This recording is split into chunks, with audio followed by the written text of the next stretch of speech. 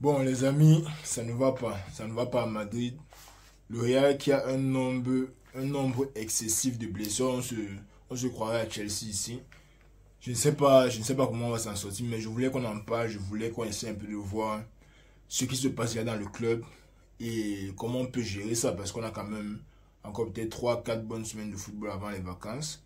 Donc, on va voir tout ça bien sûr. N'oubliez pas de vous abonner, liker la vidéo si ça vous plaît. Et bon, on va passer directement à tout ça. Bon, la liste de blessés au Real est ainsi, si je ne me trompe pas.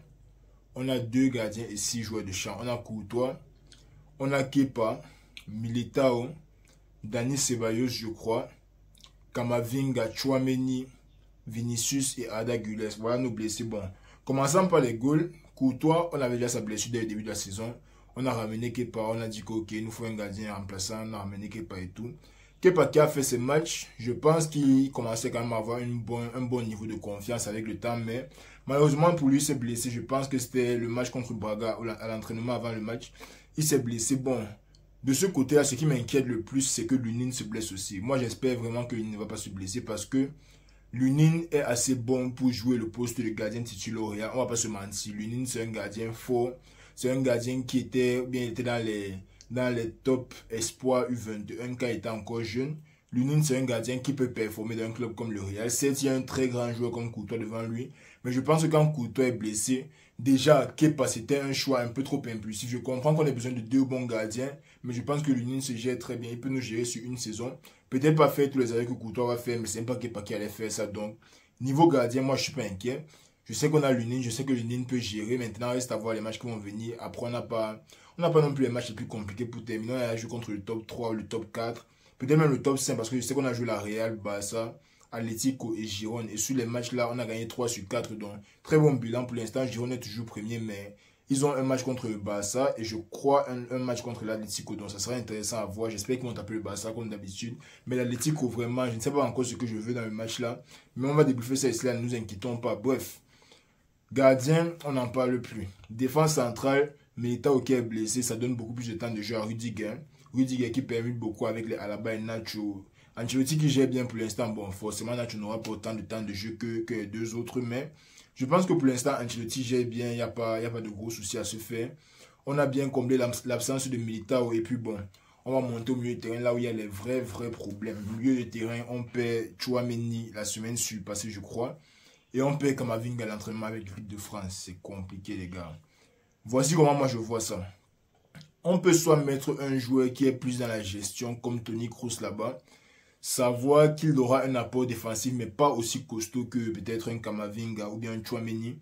Savoir que dans la gestion du bal, je dis même quoi, dans la gestion de la balle, quand on va essayer de ressortir, parfois il peut trouver la bonne passe, à la vision, mais il n'est pas aussi technique qu'un Camavinga par exemple, parce que quand un Camavinga nous joue en 6, le gars nous sort parfois de certaines situations dans lesquelles il se met parfois, mais certes parfois il y a des situations compliquées, et son bon jeu de pied, ses bons appuis et tout ça l'aide beaucoup à sortir des situations là. Maintenant reste à voir.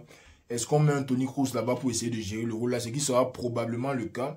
Ou bien est-ce qu'on fait monter Alaba, parce qu'on va pas se mentir, Alaba qui a joué MDC au Bayern, il a joué une bonne partie de sa carrière MDC, il a joué latéral gauche, il a joué défenseur central. Donc Alaba, moi je pense qu'il peut bien gérer.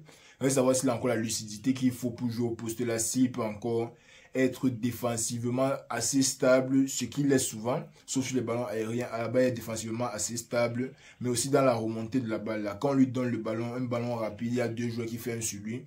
Est-ce qu'il va trouver la bonne passe? Est-ce qu'il va trouver le bon espace? Donc ça sera intéressant à voir. Je pense que c'est le week-end prochain. Voir qui va jouer à MDC. Moi, je pense que ça sera Toni Kroos. Ça ouvre aussi beaucoup plus de place au milieu de terrain. Donc, je pense que Toni Kroos va jouer à MDC. Le milieu de terrain, on va probablement mettre Modric, Valverde et Bellingham. Je pense que la blessure de Bellingham s'est calmée. Il a quitté le centre d'entraînement de l'Angleterre. Il est venu se reposer à Madrid. Il devrait être en forme pour les prochains matchs. Donc j'attends vraiment voir Bellingham de retour déjà pour qu'il continue de nous marquer les buts. Valverde qui a pris un mauvais coup dans notre dernier match contre Valence. Mais je ne pense pas que ça va l'affecter puisque ça, il a joué avec l'Uruguay quand ils ont gagné contre l'Argentine. Valverde qui se gère toujours. Modric qui a besoin de temps de jeu, donc on va lui donner le temps de jeu là qu'il demande. Et je pense honnêtement que même si on pense qu'on a pas assez de joueurs, ramener quelques joueurs de la Castilla, voilà Nico Paz qui a fait ses débuts, il a quand même un peu bien géré. Ramener les joueurs de la Castilla, qu'on essaie de combler les vides là, parce que en fin de compte, on a un centre de formation. Pourquoi ne pas exploiter au maximum si on a quelques trous dans l'équipe, si on a quelques problèmes de blessés? Pourquoi ne pas l'exploiter au maximum afin qu'on puisse quand même voir de quoi il s'agit? Parce que les Kroos, les Modric sont amenés à partir. On aura besoin de d'autres mastodontes pour venir gérer les 10 à 15 prochaines années. Donc, testons les petits joueurs. On sait que Tchouaméni et Kamavinga gèrent, on sait que Valverde gère, on sait que Bellingham gère. Mais on n'a jamais assez de bons joueurs au Real. Donc, testons les petits joueurs-là. Donnons-leur chance, surtout dans les matchs de fin de saison, ceux-là qui ne seront pas si compliqués. Donnons-leur chance pour qu'ils puissent nous montrer de belles choses. Bon, offensivement, je pense qu'on sait déjà tout ce qui va se passer. Rodrigo à gauche ou à droite, je ne sais pas encore. Mais Rodrigo d'un côté, probablement avec Rosselló devant. J'ai bien envie que Brahim joue. Mais si je vois qu'on met Brahim et Rodrigo dans le même stade, Brahim déjà qui aime jouer en 10, il est un peu joué à la Bellingham. Maintenant, reste à voir si Bellingham est là, est-ce que Brahim sera prêt à partir sur l'aile comme il faisait au Milan? Et est-ce qu'il sera aussi efficace sur l'aile que quand il est dans le milieu du stade? Parce que tu sens vraiment qu'au milieu du stade, Brahim, il voit les bons espaces, il voit la percussion. Pourtant, sur l'aile, tu n'as qu'un seul côté sur lequel tu peux partir. Si tu es ailier droit, tu ne peux que avancer en regardant à gauche. Tout le monde sait que tu vas finir par revenir pour regarder à gauche. Pourtant, quand il est au milieu, il peut crocheter à gauche, crocheter à droite, très habile des deux pieds, il peut donner les bonnes passes. Donc, reste à voir si Brahim aura autant de temps de jeu vu que Vinicius s'est blessé. Mais moi, je pense sérieusement qu'on va mettre Rosselló en attaque. On va jouer avec Rodrigo sur le côté. Vinicius qui est blessé pour, je crois, 2 mois. Indisponible au moins jusqu'à février ou un truc comme ça. Mais j'espère qu'il sera de retour pour la Ligue des Champions parce qu'en fin de compte, on est déjà qualifié en Ligue des Champions. On est deuxième en Ligue. On a quelques petits matchs, peut-être 5-6 petits matchs qui nous restent à jouer. J'espère que Vinicius sera de retour au top pour la Ligue des Champions, pour le milieu de terrain. Je ne me fais pas de soucis. Kamavinga, qui sera aussi indisponible pendant, je crois, 2 mois. Tchouaméni, il reste 1 mois ou un truc comme ça. Bref, l'équipe qui est un peu, je ne sais pas quoi dire. L'équipe qui est un peu cassée, l'équipe qui est un peu fébrile. Je ne sais pas pourquoi les joueurs se blessent autant. Je ne sais pas ce qui se passe. Mais moi, je pense que tout va bien se passer.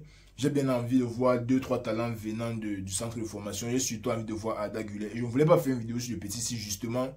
Parce que quand il est arrivé, je vous ai dit.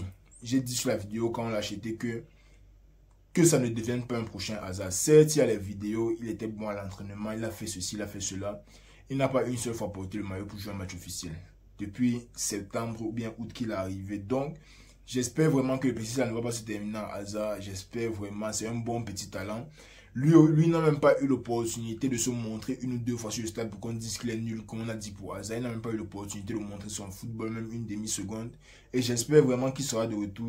On attend de bonnes choses du petit là, donc vraiment, je prie le Seigneur qui va se rétablir d'ici Noël. J'ai envie de le voir jouer avant Noël, parce que si toute la première partie de la saison passe comme ça, il ne joue pas.